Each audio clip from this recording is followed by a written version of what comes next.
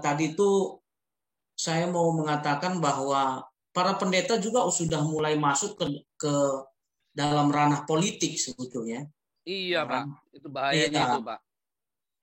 Nah, tapi seperti Pak Paul bilang tadi, karena kalau mereka mau berpolitik, jangan bawa-bawa institusi atau organisasi PGI-nya gitu. Kian orang-orang yang digembalakan selama ini, dengan tanda kutip, mereka sepertinya dibodoh-bodohin seperti yang partai Damai Sejahtera dulu gitu, yang partai yang dulu itu banyak orang dibodoh-bodohi, menjual, menakut-nakuti, menjual surga dan lain sebagainya. Ini, waduh, sebagainya. Sebelum melanjutkan, Waduh. kami beritahukan kepada Anda. Konten ini berisi narasi atau informasi dari berbagai sumber yang sedang banyak diperbincangkan di media sosial yang bisa Anda perdebatkan. Reaksi Nusantara memberikan peluang untuk Anda mengkomentari sesuai tema video yang kami sajikan. Komentar Anda akan kami alokasikan sebagai masukan dan bahan pertimbangan sekaligus untuk menguji validitas sesuai data dan fakta yang sebenarnya. Simak video ini sampai selesai sebelum Anda berkomentar supaya tidak gagal faham. Komentar Anda akan sangat bermanfaat dan efektif mengedukasi untuk membedakan antara berita hoaks dengan fakta yang sebenarnya. Bagikan link reaksi Nusantara ke media sosial lainnya supaya mereka juga bisa berbagi informasi bersama kita semua. Yang perlu diperhatikan, reaksi channel tidak melayani komentar Anda yang belum subscribe. Terima kasih dan salam damai untuk Indonesia bersama reaksi Nusantara. Kami memberi, dan Andalah yang menilai. Pak Saiful. Oke, hilang ya. Mungkin tersign karena di Ternate memang ada di bawah itu, Pak. Mana di bawah? Iya. Tapi nggak ada ini, Pak Saiful tadi bentar. Nggak ada tuh dari tersign out karena di sana memang kurang bagus ininya. Kalau di Ternate itu internetnya nggak stabil. Oke, kita lanjut dulu ya. Pak siapa tadi ya? Pak Rutanya tadi ya, saya bilang. Siapa? Ardiansa, Pak. Iya, Pak Ardiansa Bangun. Ya, silakan. Ya, Shalom, Swastiastu, ya. Salam Rahayu. Ya, ada beberapa mungkin judul ini sangat menarik juga, Pak, karena ini lagi hangat-hangatnya juga. Sekarang ini tentang membicarakan KPK dan bersangkut dengan PGI, juga bersangkutan dengan para pendeta-pendeta, hamba-hamba Tuhan. Jadi ini mungkin tadi itu saya mau mengatakan bahwa para pendeta juga sudah mulai masuk ke dalam ranah politik sebetulnya. Iya, Pak. Itu bahayanya itu, Pak. Nah, tapi seperti Pak Paul bilang tadi, karena kalau mereka mau berpolitik, jangan bawa-bawa institusi atau organisasi PGI-nya gitu. Jadi ini sangat tepat memang. Nah, kenapa orang-orang Kristen sekarang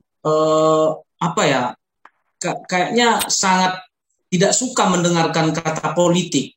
Karena kalau kita bongkar sedikit ke belakang, waktu PDS, Partai Damai Sejahtera itu, karena banyak di situ membohongi banyak.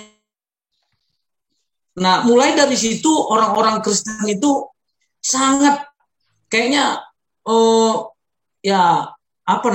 agak sedikit kesal gitu. Banyak orang mungkin ditipulah, mungkin banyak yang macam-macam gitu. Nah, menurut saya juga kalau mereka mau masuk ke dalam ranah politik, Pak Gilbert dan Pak Gomar ya, itu mereka jangan bawa kita, bawa nama kekristenan, bawa institusi atau organisasi yang mereka pimpin. Mereka jangan itu kan merusak citranya kita juga gitu. Merusak citranya kita. Jadi ini sangat-sangat memang keterlaluan juga ini politik apa. Nah, tapi kalau kita kembali bicara politik seperti yang pernah saya bilang, Pak, ini mungkin adalah sebuah satu katakanlah ini sebuah satu kata-kata lah ya. Jadi kalau politik itu sebetulnya kan kalau politik dunia ini memang harus mempertahankan rajanya. Ya. Kalau politik Tuhan harus mengorbankan raja. Nah, kalau mereka mengerti tentang bagaimana berpolitik di dalam dunia untuk menyangkut kepentingan kantong mereka atau pribadi mereka atau kelompok mereka, jangan membawa sesuatu yang semuanya kita ini terlibat di dalam pernyataan mereka gitu. Nah, pernyataan mereka ini yang kadang-kadang membuat kita dilibatkan, padahal tipuan mereka untuk menjualnya kita ini, menjual namanya kita, menjual kekristenan itu. Jadi mereka sedang menjual gitu, memihak dari orang-orang yang selama ini yang mungkin aliran keras lah katakan seperti itu yang di KPK yang dikeluarkan. Ya itu urusan, kalau mau urusan politik go ahead lah, jangan bawa-bawa kita gitu. Ya ini sangat memang agak sedikit kesal juga kita dengar mereka seperti itu. Nah, ada firman Tuhan Pak, mau saya sedikit mau bacakan juga buat kita juga di sini. Saya rindu juga membacakan ini di dalam Yehezkel 34 tentang bagaimana Tuhan gembala Israel yang baik melawan gembala-gembala yang jahat. Nah, saya mau bacakan dari ayat 1 sampai 5 saja. Dia mengatakan begini, lalu datanglah firman Tuhan kepadaku, hai anak manusia, bernubuatlah melawan gembala-gembala Israel. Bernubuatlah dan katakanlah kepada mereka, kepada gembala-gembala itu, beginilah firman Tuhan Allah, celakalah gembala-gembala Israel yang mengembalakan dirinya sendiri. Bukankah domba-domba yang seharusnya digembalakan oleh gembala-gembala itu? Kamu menikmati susunya dari bulunya, kamu membuat pakaian yang gemuk kamu sembelih, tetapi domba-domba itu sendiri tidak kamu gembalakan. Yang lemah tidak kamu kuatkan, yang sakit tidak kamu obati, yang luka tidak kamu balut, yang tersesat tidak kamu bawa pulang, yang hilang tidak kamu cari, melainkan kamu injak-injak mereka dengan kekerasan dan kekejaman. Dengan demikian mereka berserak oleh karena gembala tidak ada, dan mereka menjadi makan bagi segala binatang di hutan. Domba-dombaku berserak, dan seterusnya. Nah, saya mau sedikit katakan adalah dari ayat ini sangat gamblang bahwa kalau mereka punya panggilan sebagai gembala, kalau mereka panggilan sebagai pendeta hamba Tuhan yang sudah banyak mengambil tanda kutip keuntungan dari para jemaat, tapi jangan masuk dalam politik, ranah politik yang menyesatkan banyak orang gitu. Jadi ini buat Pak Gilbert juga ya. Saya dulu kagum juga lihat Pak Gilbert ya. Artinya banyak memang hal-hal yang positif yang dia utarakan tentang firman Tuhan. Tapi lama kelamaan dia ini masuk ranah-ranah yang sebetulnya bukan domainnya dia gitu. Nah ini yang kacau gitu. Ini sangat-sangat menyakiti para anak-anak Tuhan yang selama ini bersimpati dengan dia. Akhirnya ada banyak orang nanti tidak lagi simpati dengan beliau ini. Nah ini kasihan orang-orang yang digembalakan selama ini.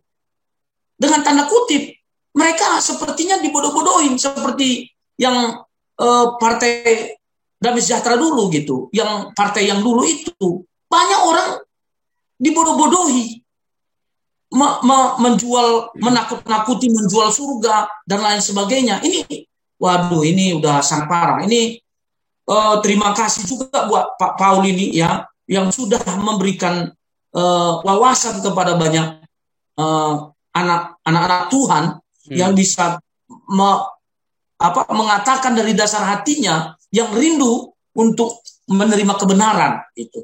Jadi menurut saya ini sangat memang harus kita kritik ya. Kita harus keras membuat satu gebrakan yang luar biasa untuk hal-hal yang seperti ini. Ini karena memang banyak orang, bukan mereka saja gitu.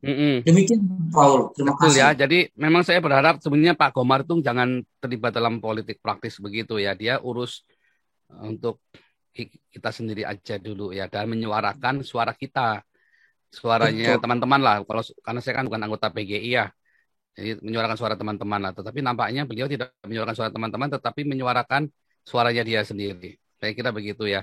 Dan kalau iya, oke, ini sebenarnya tadi saya mau minta, ini ada Pak TMOL nih ya, Pak TMOL. Tapi sebelum Pak TMOL ini ada Saiful Uli nih, Pak Beta Maluku juga skip dulu ya. Ini ada Saiful Uli tadi, namanya Muslim ya Pak Saiful Uli ya. Saiful Ul apa siapa nih? Silakan di unmute Pak Saiful tadi. Pak Saiful. Pak Saiful. Oke, lanjut dulu deh ya Pak Beta Maluku Sebelum dulu. Pak Saiful bisa saya ngomong Pak Pong? Boleh. Ini Pak Beta Maluku dulu ya. Ini siapa tadi bicara? Pak Matius Tambah. Nah. Oh, Pak Matius Tambah. Tapi dia belum ngomong apa-apa nih Pak Saiful ini. Dan kita belum tahu siapa dia. Nah, mungkin dulu ya. Ini biar Beta Maluku dulu ya. Beta Maluku lalu TMOL ya. Silakan Pak Beta Maluku. Selamat malam. Shalom Amerika. Shalom. Ini kebetulan nih Pak, tadi pagi kayak waktu Denver, saya kebangun agak cepat. Saya dengar itu baru sekitar 6 jam dia live stream tuh. Tuan Gilo dan pengacaranya itu. Gilo. Jadi, ya. Tuan Gilo ini buat saya semakin dia tampil dengan menanggapi posisi JPZ, itu dari sisi pandang umum dari saya ya, semakin menguntungkan JPZ dengan membuka mata masyarakat umum yang menonton. Iya, saya lihat komentarnya bagus-bagus lihat. Ya. Bahkan akan membuka topeng Tuan Gilo sendiri, gitu. Membuka topeng Tuan Gilo. Nah, saya kebetulan waktu di LA sekitar 2005-2006 gereja kami pernah mengundang Tuan Gilo tuh Pak. Itu ya harus jujur terbuka bahwa memang itu negosiasi untuk mendatangkan dia Pak, at least $5,000 itu. Plus acara semacam KKR itu nanti pundi-pundinya buat dia. Nah, karena waktu itu ya kita rindu orang Indonesia, pendeta dari sana datang ya. Oke lah, kebetulan saya ketua panitianya. Akhirnya kita bikin satu kolek dana dan akhirnya tercapai dia datang. Tapi setelah kurang lebih acara itu total bisa 3 jam dan dia cuma bicara nggak sampai 4-5 menit. Saya merasakan malah ini kayak pelawak yang kita undang. Memang ketawa terus, happy, ada sisipan firman. Tapi intinya nggak dapat. Intinya nggak dapat. Nah ini mungkin bisa menjadi masukan yang baik buat Tuan Gilo ya. Ada salahnya, belum terlambat, nafas masih ada, kita masih bisa berubah, semuanya kita masih bisa perbaiki diri. Nah, jadi kalau tadi Bapak yang sebelum saya Pak Ardiansa dengan kutipan ayat Alkitabnya di Perjanjian Lama itu bagus sekali kalau bisa ya.